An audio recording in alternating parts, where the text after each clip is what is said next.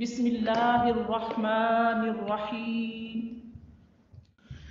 پھر اللہ رب العزت نے ارشاد فرمایا کہ میں نے یعنی کہ آپ دیکھو لنکڈ ہے ساری آیات مبارکہ، انسان کو پیدا کیا، اس کو ہدایت کے لیے رستے بتائے دونوں۔ والذی اخرج المرعى، اور جس نے چراگاہ بنائی۔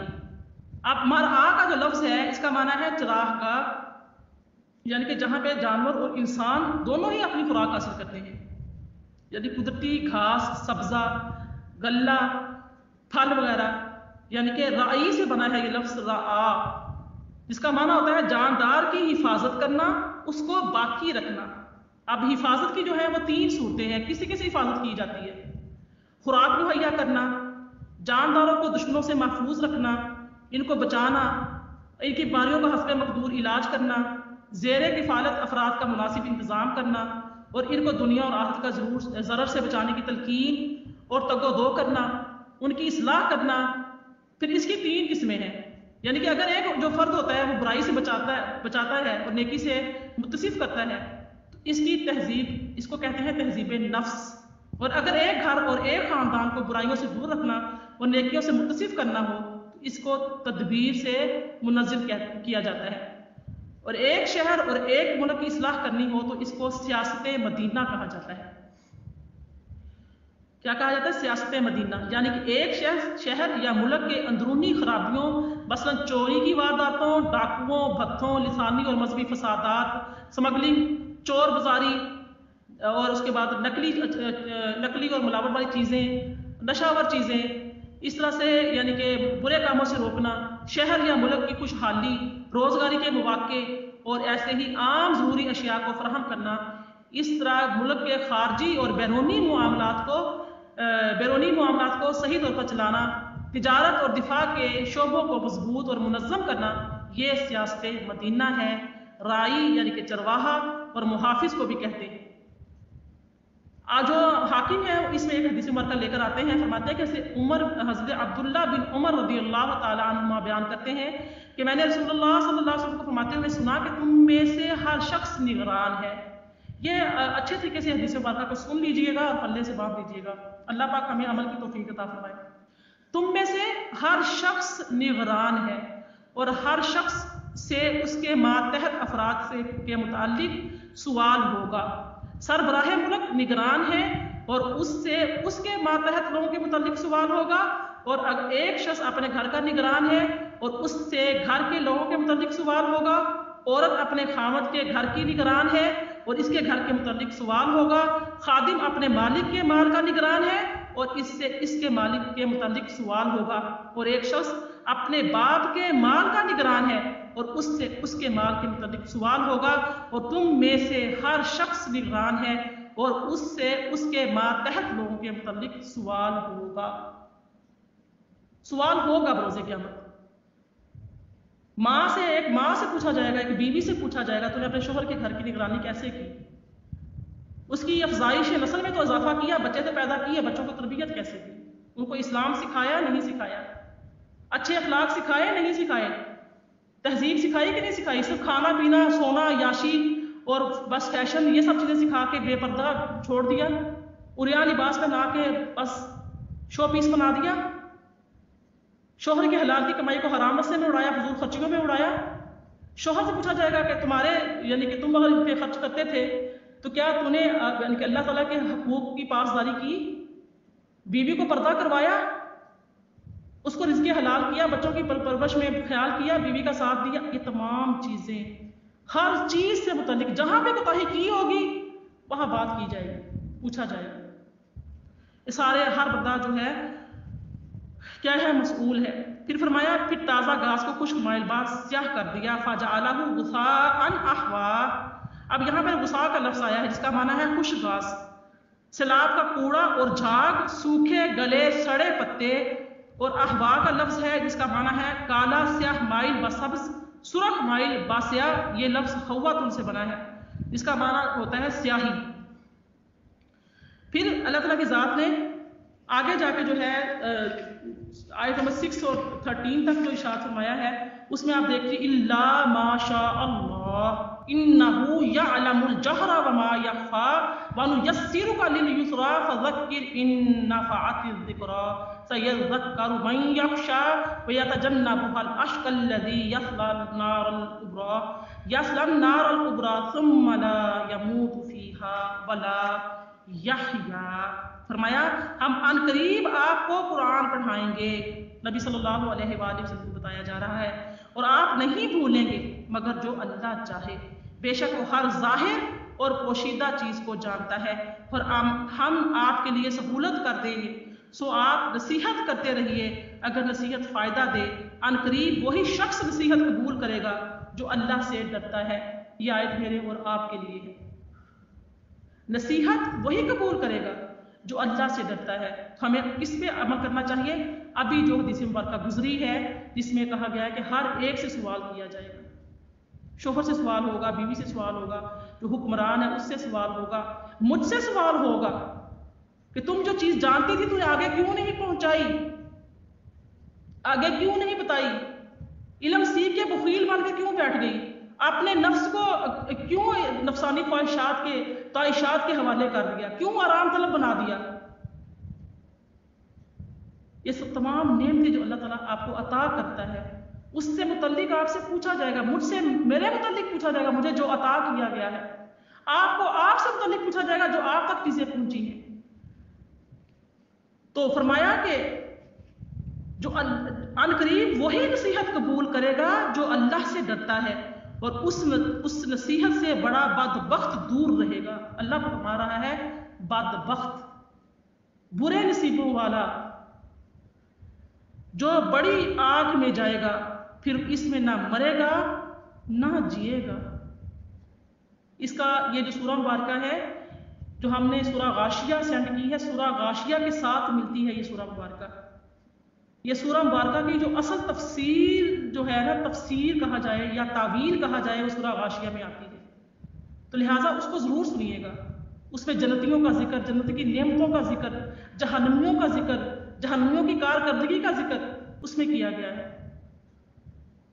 इसमें भी अल्लाह ताला की ज़ात ने पहली आयत के बाद अल्लाह ताला की ज़ात ने जिक्र किया है जो ज़मीन की मादनियात का, वहां पर भी अल्लाह ताला की ज़ात ने जिक्र किया है। आप देखिए अल्लाह ताला की ज़ात ने पहले नबी करीम सल्लल्लाहु अलैहि वसल्लम को तस्बीह पढ़ने का हुक्म दिया, और आपको यह इल्म था कि कामिल तस्बीह जब होगी जब आप कुरान के मुवाफिक तस्बीह पढ़ेंगे। एक तस्बीह अच्छे अमाल करना भी होता है प्रैक्टिकली, जैसे नमाज का हुक्म है, नमाज आप पढ़ते हैं उसमें तस्बीहात करते हैं, अज़कार करते हैं, जिक्र करते हैं, लेकिन नमाज भी एक पूरा अमल है। रुकू करना, सजदा करना, क़याम करना, कादा उला कादा अखीरा, वो से पहले वजू करना, लिबास, तिहारत, जाए नमाज, हर चीज का ख्याल करना, ये तमाम अवामिल जो इंसान करता है, ये क्या है? ये भी अल्लाह ताला की याद, अल्लाह ताला की तस्बीह, अल्लाह ताला का जिक्र। तो इसलिए आप सल्लल्लाहु अलैहि वसल्लम कुरान को याद करने की कोशिश करते थे। ये जो आयतें आई हैं, आपने अल्लाह ताला ने फरमाया कि मैं आपको नहीं भुलाऊंगा, तो आप जो है ना कुरान पाक को भूल ना जाएं, जल्दी जल्दी आप जो है कुरान पाक पढ़ने की कोशिश करते थे। जैसे ही वही नाज़िल होती, जिब्राईल अमीन अलैहिस्सलाम जब वही लेकर आते और आपके कल्बे अतहर पर वो आयात का जब नज़ूल होता, तो आप सल्लल्लाहु अलैहि वसल्लम उनको जल्दी जल्दी याद करने की कोशिश करते। फिक्र होती कहीं नज़र से निकल ना जाए। तो अल्लाह ताला की ज़ात ने फरमाया कि नहीं, आप जल्दी जल्दी करने की, दोहराने की ना कोशिश करें, आप मुतमईन रहें, हम आप अन करीब आपको पढ़ा देंगे, आप नहीं भूलेंगे। यानी कि फरमाया कि जिब्राईल आपके सामने मुतअद्दिद बार कुरान पढ़ेंगे, इसको बार बार सुन सुनकर आपको हिफ्स हो जाएगा, आप नहीं भूलेंगे। हम आपके सीने को खोल देंगे, आपकी कुव्वत हाफिजा को इस कदर मजबूत कर देंगे कि आपको पक्का हिफ्स हो जाएगा, फिर आप नहीं भूलेंगे। आप हमेशा तस्बीह पढ़ते रहें, आपको अनकरीब कुरान मजीद हम पढ़ा देंगे जिसमें तमाम अव्वलीन आखिरीन का अलूम जामे है, और इसमें आपकी यानी कि कौम का जिक्र है कि हम इसको आपके दिल में जमा कर देंगे, इस पर अमल करना आपके लिए आसान कर देंगे, आप इसकी फिक्र ना करें। अब जो ये आयत मुबारका है, اس کے اگر دیکھے جائیں تو اس کی نبی کریم صلی اللہ علیہ وآلہ وسلم کی نبوت پر یہ دو وجوہات پر جو ہے یہ اس کی دلیل قائم ہوتی ہے۔ ایک اس کی وجہ یہ ہے کہ آپ امی شخص تھے، یعنی کہ آپ کا جو دخین کتاب کو بغیر درس اور تکرار اور بغیر لکھنے کی یاد کرنا خلاف عادت ہے۔ آپ کو اس سے پہلے لکھنے کی پڑھنے کی آیت کریمہ نہیں تھی، اور اللہ تعالیٰ نے آپ کو جبرائیل علیہ السلام کے سامنے دہرانے سے منع فرما دیا کہ آپ یہ ہماری ذمہ داری ہے کہ ہم آپ کو یاد کروائیں گے۔ جیسے آپ کے جبرائیل امین وہی لے کر نازل ہوتے ہیں، بس آپ ہری نہ ہوں، آپ اطمینان رکھیں۔ ایک تو منع فرما دیا کہ جبرائیل امین کے سامنے آپ فوراً سے یاد کرنے کی کوشش نہ کریں۔ کتاب کو حفظ کر لینا، یعنی کہ دیکھا جائے کہ عام عادت خلاف عادت ہے کہ انسان کو آیت پڑھی تو حفظ ہو گئی، تو یہ آپ صلی اللہ علیہ وسلم کا زبردست معجزہ ہے، آپ کی نبوت کی یہ دلیل ہے۔ پھر دوسری جو وجہ تھی وہ تھی کہ سورہ اعلیٰ مکہ میں نازل ہونے والی اوائل صورتوں میں سے ہے، اور ترتیب نزول کے اعتبار سے یہ 8ویں صورت ہے، اور اس میں اللہ تعالیٰ نے یہ پیش گوئی فرمائی کہ نبی صلی اللہ علیہ وسلم قرآن مجید کو نہیں بھولیں گے، اور یہ فرمایا کہ حرف بحرف پوری، یعنی کہ آپ صلی اللہ علیہ وسلم کو یہ جو تھی دلیل جو اللہ تعالیٰ نے فرمایا کہ آپ نہیں بھولیں گے، اس کو حرف بحرف پورا کیا گیا، اور کسی موقع پر بھی آپ کو ایک لفظ کی طرف بھی توجہ کا منصول نہ ہونا قرآن مجید کے بھولنے کی جو ہے مستلزم نہیں ہے۔ پھر اللہ تعالیٰ نے فرمایا مگر جو اللہ چاہے گا وہی ظاہر اور پوشیدہ کو جانتا ہے، یعنی کہ اب اس میں حضرت ابی بن کعب رضی اللہ عنہ بیان کرتے ہیں کہ ایک دن رسول اللہ صلی اللہ علیہ وسلم نے ہمیں نماز پڑھائی، اور آپ نے قرآن مجید کی ایک سورت سے کچھ ترک کر دیا۔ جب آپ نماز سے فارغ ہوئے تو ابی بن کعب نے کہا یا رسول اللہ صلی اللہ علیہ وسلم کیا فلاں آیت آپ منسوخ ہو گئی ہے؟ تو آپ نے فرمایا نہیں۔ تو حضرت ابی نے کہا کہ آپ نے اس آیت کو نہیں پڑھا؟ تو آپ نے فرمایا تم نے مجھے تلقین کیوں نہیں کی، تم نے مجھے بر وقت رکوع کیوں نہیں دیا؟ یعنی کہ اب دیکھیے اس میں حکمتیں ہیں اللہ تعالیٰ کی۔ اب جو اس آیت کی تعبیر کرتے ہیں کہ اللہ تو نبی تھے، انسان تھے نا، اس لیے بشر تھے نا، اس لیے یعنی کہ وہ بھول گئے تھے نماز میں، دلیل بنائے نہیں، وہ بھلانا بھی اللہ تعالیٰ کی حکمت تھی۔ کیا حکمت تھی؟ وہ آیت اللہ تعالیٰ کی ذات نے خود بھلا دی، یعنی کہ نماز پڑھتے ہوئے دھیان بدلا، ایک آیت بیچ میں سے جو سورہ پڑھ رہے تھے اس میں چھوٹ گئی۔ وہ کیوں تھی؟ کہ تاکہ قرات کی طرف آپ کی توجہ ہٹائی، اس لیے کہ وہ یہ حکمت یہ تھی کہ اگر امام نماز میں قرات کے درمیان کہیں بھول جائے تو مقتدی کو چاہیے کہ امام کو لقمہ دیں، جیسے کہ یعنی کہ حضرت ابی بن کعب کو نبی کریم نے فرمایا کہ آپ نے مجھے لقمہ کیوں نہیں دیا، یعنی کہ پیچھے سے مجھے یاد کروا دیتے، یاد دہانی کروا دیتے، اور یہ اللہ کی حکمت تھی، یہ مسئلہ اس سے نکلنا تھا۔ یہ شریعت میں بات اگر امام سے کبھی ایسا ہو جائے، نسیان ہو جائے، پیچھے مقتدی ہے وہ لقمہ دے، اور قرات کے علاوہ اگر امام نماز کے کسی رکن کو بھول جائے اس کو لقمہ دیا جائے۔ قرات کے علاوہ بھی رکن بھول گیا ہے، سجدے 2 کرنے تھے 1 کر دیا ہے، یا رکوع میں جھکنا تھا سجدے میں چلا گیا، ڈائریکٹ رکوع میں نہیں جھکا، یا تیسری رکعت کے لیے کھڑا ہو گیا، کوئی بھی ایسی امام کو چیز دے، مقتدی کا کام بنتا ہے کہ اس کو لقمہ دے، حتیٰ کہ امام کو از خود یاد آ جائے اور اس رکن کو ادا کر کے سجدہ سہو ادا کرنا، اللہ یہ کہ امام تمام نماز ختم کرنے والا ہو تو پھر اس کو لقمہ دے دے، حتیٰ کہ انسان جو امام ہے پوری نماز کیوں نہیں مکمل کرنے والا ہو گیا، پھر بھی مقتدی کا کام بنتا ہے کہ اس کو لقمہ دے۔ تو یہ اللہ تعالیٰ کی حکمت تھی کہ آپ کو یعنی کہ تھوڑی دیر کے لیے یعنی کہ نماز کے اندر کچھ بھلا دیا گیا۔ اس کے بعد جو ہے فرمایا انہ یعلم الجہر وما یخفی، بے شک وہ ہر ظاہر اور پوشیدہ کو جانتا ہے، یعنی کہ فرمایا کہ ظاہر سے کیا مراد ہے کہ نبی صلی اللہ علیہ وسلم حضرت جبرائیل کے ساتھ جو قرآن مجید پڑھتے تھے، اور پوشیدہ سے مراد کیا ہے؟ نبی صلی اللہ علیہ وسلم تنہائی میں جو اپنے طور پر قرآن مجید پڑھتے رہتے تھے۔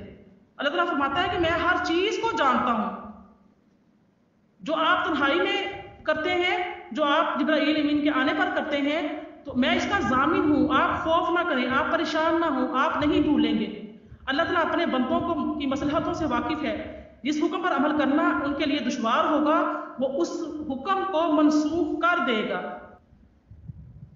وہ آیت کی قرات آپ سے بھلا دے گا، کیونکہ وہ ظاہر اور باطن کا جاننے والا ہے۔ پھر فرمایا ہم آپ کے لیے سہولت کر دیں گے۔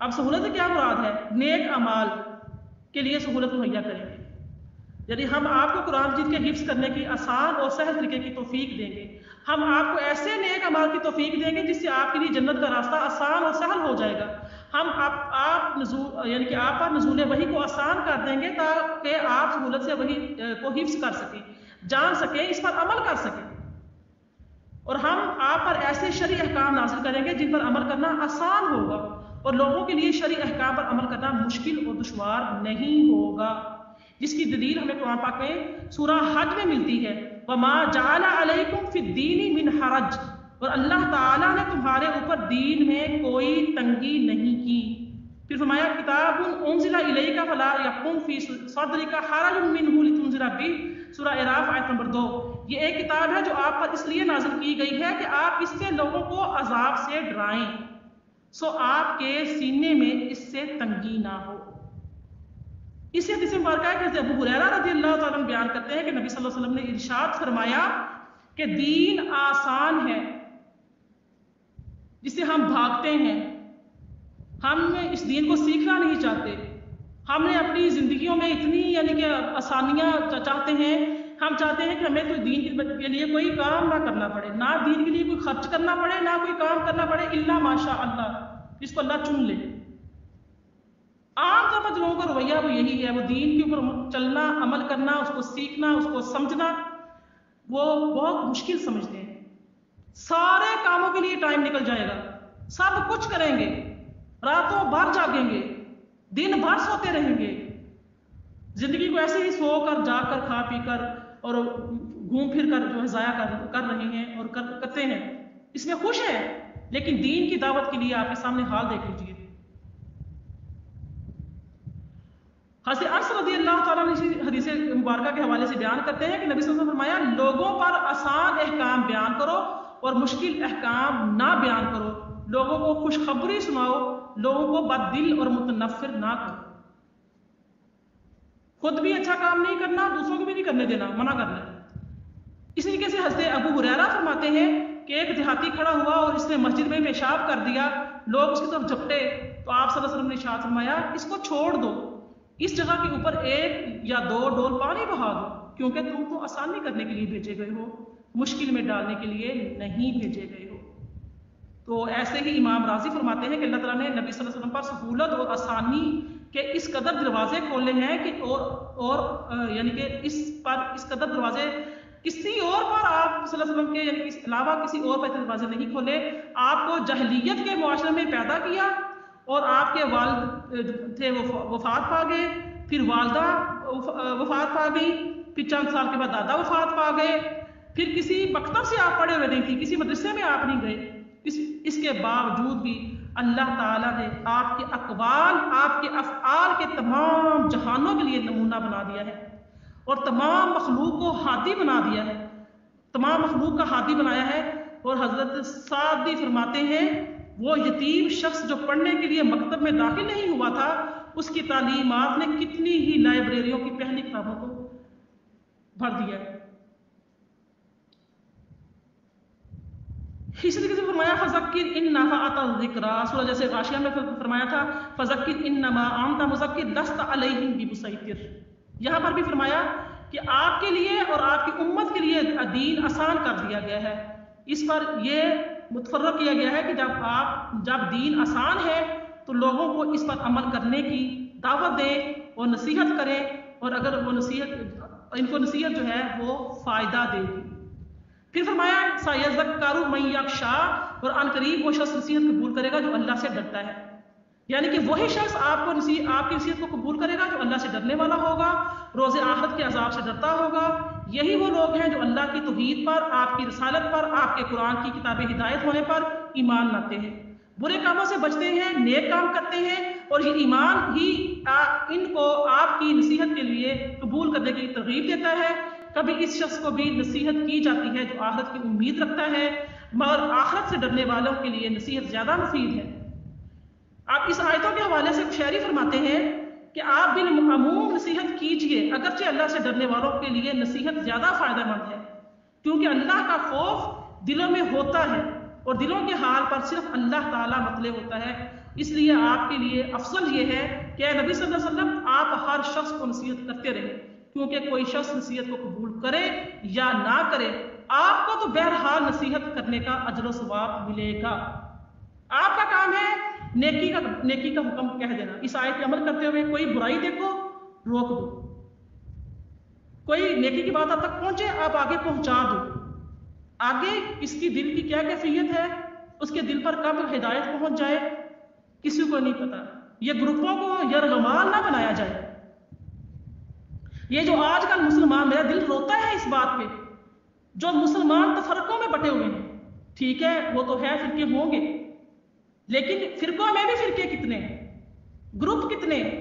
اگر اہل سنت والجماعت کا گروپ ہے تو یہ منہاجی گروپ ہے، یہ قادری گروپ ہے، یہ عطائی گروپ ہے، یہ رضوی گروپ ہے، یہ میرا گروپ ہے، یہ تیرا گروپ ہے، یہ آبا کا گروپ ہے، اس میں آبا چیز پوسٹ کرے گی، یہ ساجدہ کا گروپ ہے، اس میں ساجدہ پوسٹ کرے گی، آبا کے بندے ادھر نہیں آ سکتے، ساجدہ کے بندے ادھر نہیں جا سکتے۔ مثال دے رہی یہ دین کو یرغمال بنا دی، دین کو کیا کسی کی پوسٹ شیئر کر دی جائے نہیں، یہ کیا کیا گیا ہے؟ ایسا نہ کریں۔ کسی کے علامہ صاحب کو جو حق کی بات کر رہے ہیں وہ کسی دوسری جماعت مخالف جماعت سے ہے، ان کی پوسٹ نہیں کی جائے گی، ان کا اسٹیٹس نہیں لگایا جائے گا، فوراً میسج آنے شروع ہو جاتے ہیں۔ یہ کیوں کر دیا ہے؟ آپ کو یہ نہیں کرنا چاہیے، آپ کو یہ کرنا چاہیے۔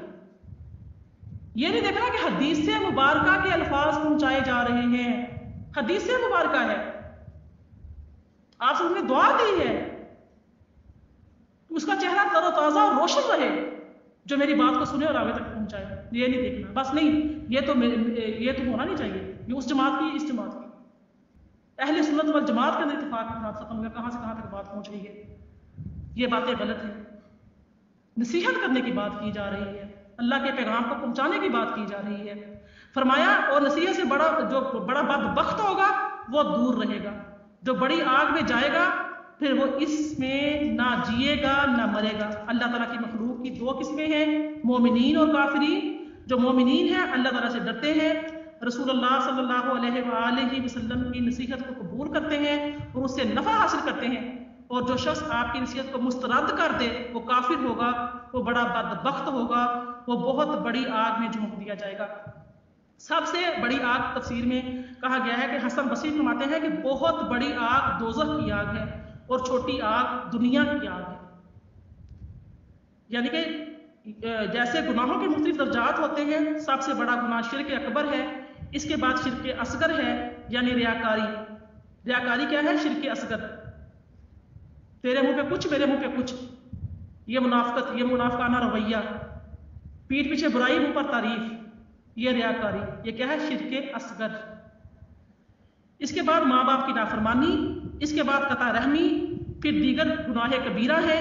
اسی اعتبار سے دوزخ کے بھی مختلف درجات ہیں۔ سب سے بڑا درجہ کفر اور شرک کرنے والوں کے لیے ہے، اور اللہ تعالیٰ نے فرمایا ان المنافقین فی الدرک الاسفل من النار، بے شک منافقین دوزخ کے سب سے نچلے طبقے میں ہوں گے۔ اللہ تعالیٰ ہمیں نفاق سے دور فرمائے، ہمارے دلوں سے نفاق کو نکال دے۔ یہ کانٹا بہت برا چبھا ہوا ہے، اللہ اس کو نکال دے۔ فرمایا بہت بڑا بدبخت دوزخ میں ہوگا۔ آپ دیکھیں کہ بدبخت کون ہے؟ بہت بڑا مجرم جو دوزخ میں ہوگا۔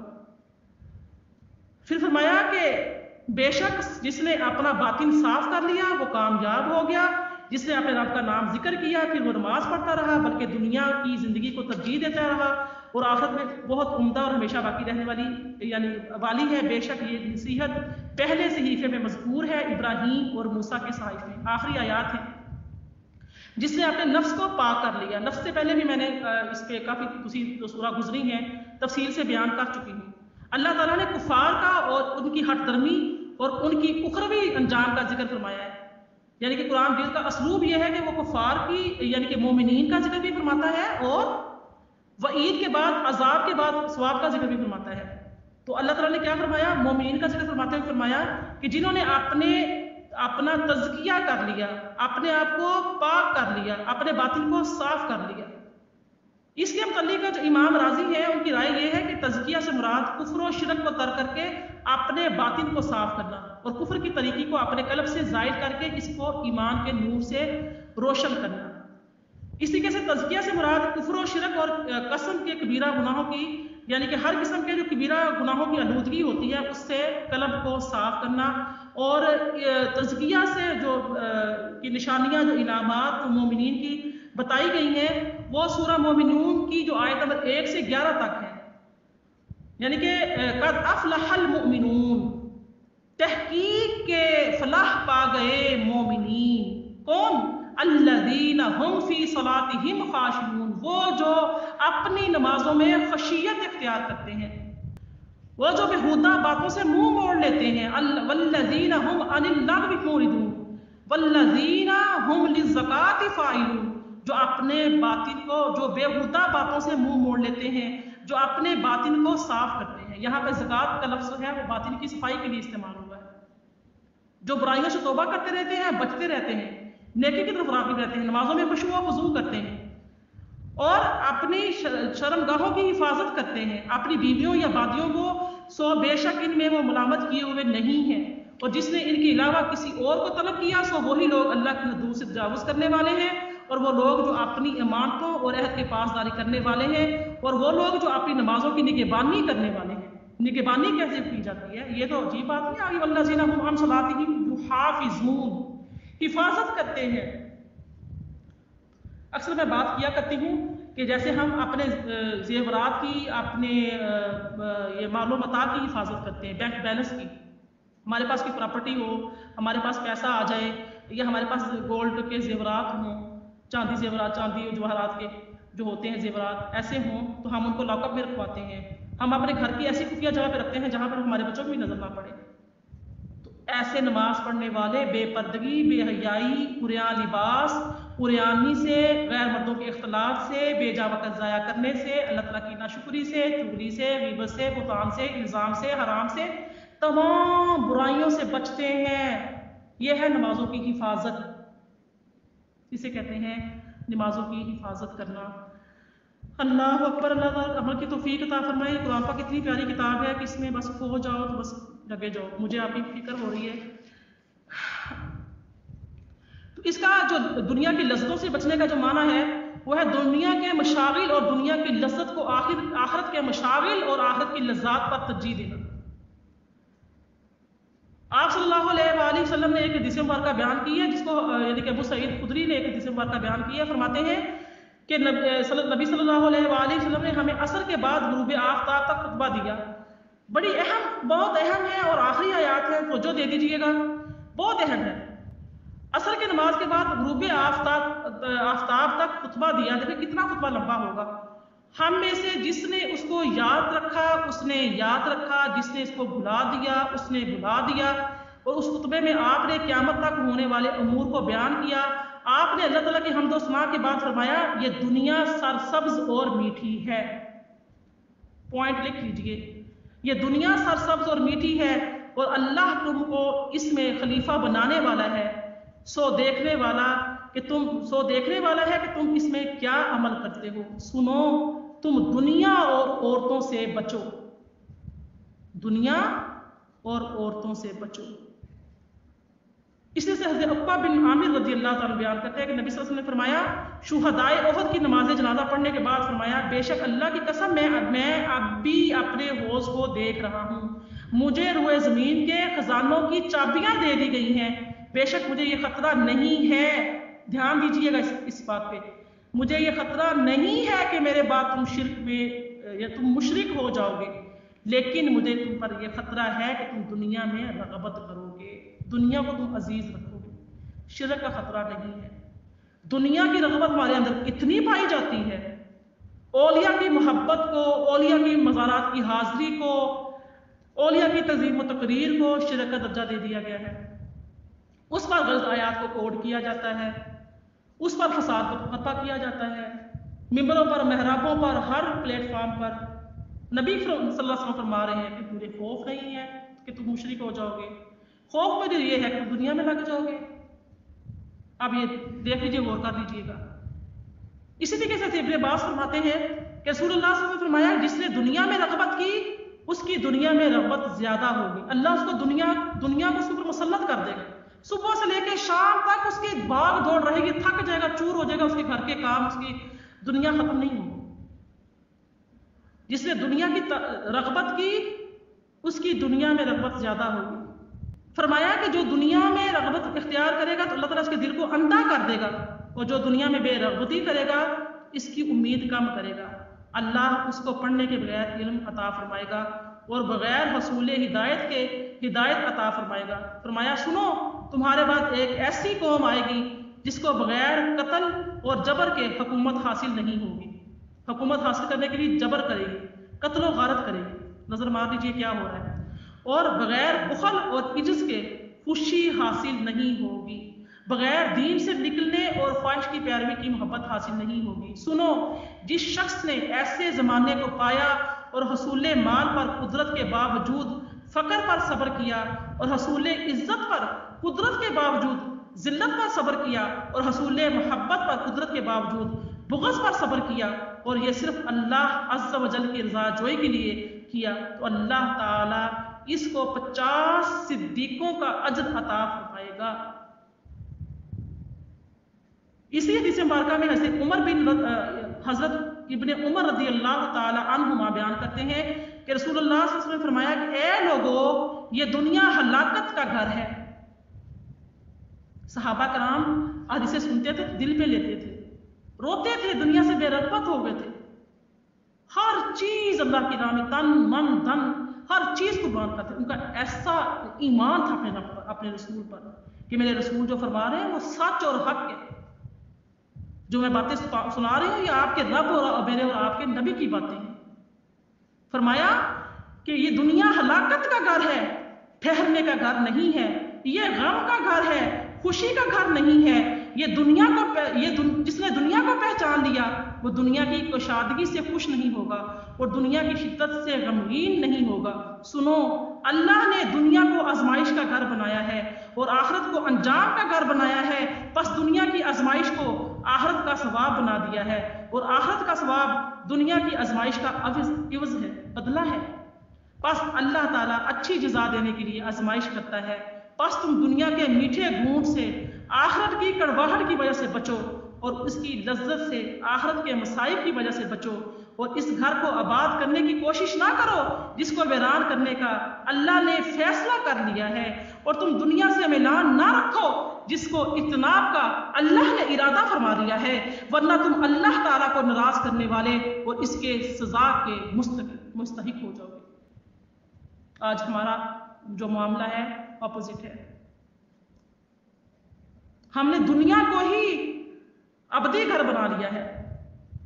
ہم صبح سے لے کر شام تک دنیا کی سائی کے لیے کوششیں کرتے ہیں، دنیا کو کیسے حاصل کر لیں، کس طرح سے بچا لیں، فکر کھائے جا رہی ہے۔ پھر فرمایا اللہ اکبر، قد افلح من تزکا کی طرف یہ ہے کہ انسان اپنے نفس کو ہر نامناسب کام سے پاک کرے، قوت نظریے کے تمام عقائد باطلہ سے پاک کرے، قوت عملیہ کو تمام مذموم اخلاق سے پاک کرے۔ وَذَكَرَ اسْمَ رَبِّهِ میں یہ بتا دیا کہ انسان اپنی روح کو اللہ کی معرفت سے منور کرے۔ فصلہ میں یہ بتا دیا کہ انسان اپنے اعضاء کو اللہ تعالیٰ کی اطاعت سے مزین کرے، اپنے اعضاء کو اللہ کے کام میں اس کی اطاعت میں لگا دے۔